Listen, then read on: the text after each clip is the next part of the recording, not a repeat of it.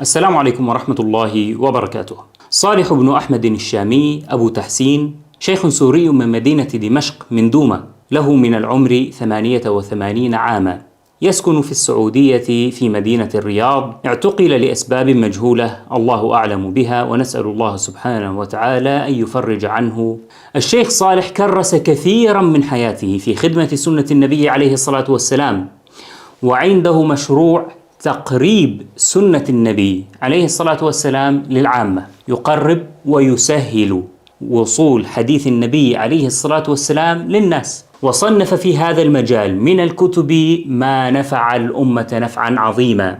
أشهر ما صنف كتابان: كتاب معالم السنة النبوية في 3 مجلدات. هذا الكتاب جمع فيه الأحاديث الصحيحة من 14 كتابا من أمهات الكتب، جمعها وحذف المكرر وحذف الأحاديث التي حكم عليها العلماء بالضعف، وجمعها في هذا الكتاب ليسهل على الناس الوصول إلى أحاديث النبي عليه الصلاة والسلام، ليسهل على طلاب العلم وعلى عوام الناس أن يقرأوا سنة النبي عليه الصلاة والسلام. كذلك اختصر ذلك الكتاب، اختصر هذا الكتاب، كتاب معالم السنة، اختصره إلى كتاب الوجيز.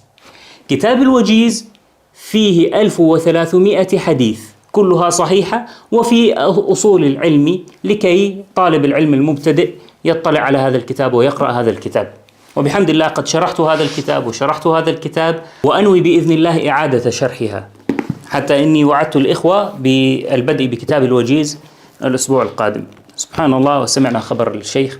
كذلك فإن للشيخ كتاب من الكتب المهمة جدا اسمه جامع الأصول التسعة، جمع فيه كل الأحاديث التي في 9 كتب، وهي التي نسميها عندنا الكتب التسعة، وهي موطأ الإمام مالك، مسند الإمام أحمد، سنن أو مسند الدارمي، صحيح البخاري، صحيح مسلم، سنن ابن ماجه، سنن أبي داود، جامع الترمذي، وسنن النسائي. هذه الكتب التسعة جمعها في كتاب واحد واختصرها ليقربها للناس. ومسند الإمام أحمد له فيه شغل خاص فقد اختصره. مسند الإمام أحمد كبير جدا، فيه قرابة 30,000 حديث، يعني 27,000 حديث وشيء، أيضا اختصره إلى كتاب صغير يسهل عليك قراءته.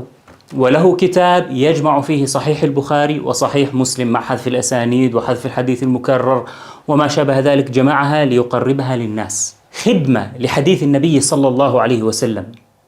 كذلك فإن الشيخ له اهتمام بتراث الشيخ ابن تيمية والشيخ ابن القيم، فله كتاب جمع فيه مواعظ ابن تيمية، وهكذا عنوان الكتاب فيما أذكر: مواعظ شيخ الإسلام ابن تيمية.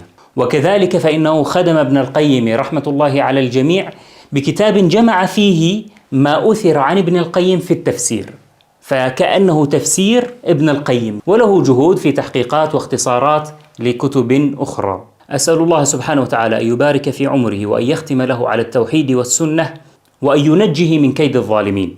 قبل أيام ينشر شيخ الأحباش الأشعرية الصوفية التي تدعو غير الله سبحانه وتعالى، ينشر عقيدته في صحن الكعبة، وأثناء الطواف يصرخ جاهرا متبجحا بعقيدته بنفي علو الله سبحانه وتعالى. لم يعتقله أحد، وهذا الفيديو كما سترون. عقيدة الأشاعرة والماتريدية، أهل السنة والجماعة، أهل السنة والجماعة. الله موجود بلا مكان، الله موجود بلا مكان. الله لا يسكن السماء، الله لا يسكن السماء. الله لا يجلس على العرش، الله لا يجلس على العرش. يصرخ بمخالفة عقيدة أهل السنة في صحن الكعبة، ولم يتعرض له أحد، لم يسجنه أحد، لم يعتقله أحد.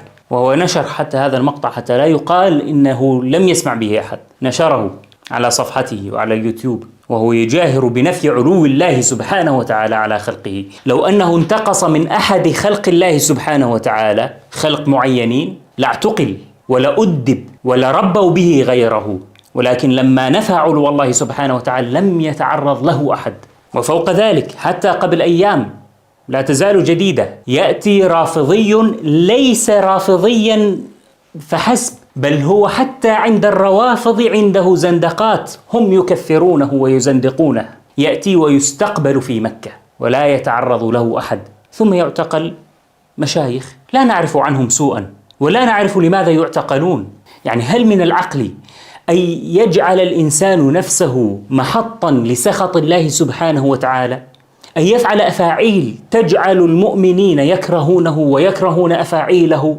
إن المؤمنين وأهل السنة نعم يتقون الله سبحانه وتعالى في تعاملهم مع هؤلاء، ولكن نريد من هؤلاء أن يتقوا الله سبحانه وتعالى فيما يتعاملون به مع الخلق. يا أخي إذا الرجل مجرم بينوا إجرامه حتى نقول معكم حق، بينوا.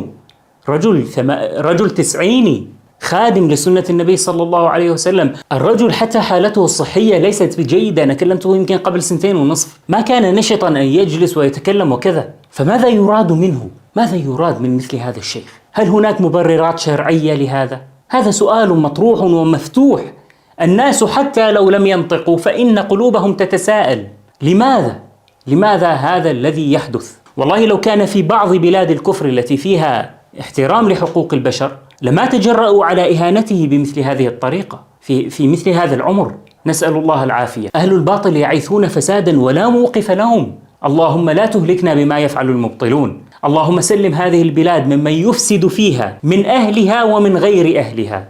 اللهم من أراد بهذه البلاد إفسادا فأفسد عليه حياته وأفسد عليه مماته وأفسد عليه آخرته. آمين آمين. هذا والحمد لله، والسلام عليكم ورحمة الله وبركاته. تمسك بحبل الله واتبع الهدى ولا تك بدعيا لعلك تفلح، ولا تك من قوم تلهوا بدينهم فتطعن في أهل الحديث وتقدح.